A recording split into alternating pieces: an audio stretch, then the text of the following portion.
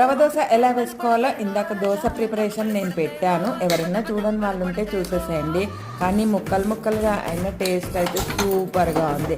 ఇంకా కాంబినేషన్ ఏంటి అని అనుకుంటున్నారా? ఏ పచ్చడైనా బాగుంటుంది. నేను మటుకు కొబ్బరి పచ్చడి చేశాను. కొబ్బరి లేతగా ఉంది. కొబ్బరి పచ్చడి చేసేటప్పుడు ఏవి కూడా చూపించలేదు కదా. పుట్నాల పప్పు, కొంచెం కొబ్బరి, రెండు పచ్చిమిరపకాయలు, కొంచెం ఉప్పు వేసుకున్నాను. అది అందరికీ తెలుసు కదా అని చూపించలేదు. ఆల్రెడీ అప్లోడ్ చేశాను.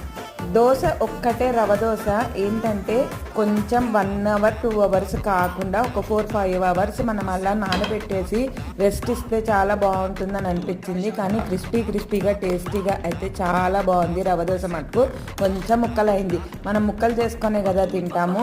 పల్లీల పచ్చడి కానీ, టమాటా పచ్చడి కానీ, కొబ్బరి పచ్చడి అయితే చాలా బాగుంటుంది. ఇంకా కొబ్బరి కూడా రవ దోశలో వేసుకున్నా బాగుంటుంది. క్యారెట్, పచ్చిమిరపకాయ, కొత్తిమీర, కరివేపాకు కూడా వేసుకోవచ్చు. బాయ్. మరి సబ్స్క్రైబ్ చేసుకోండి.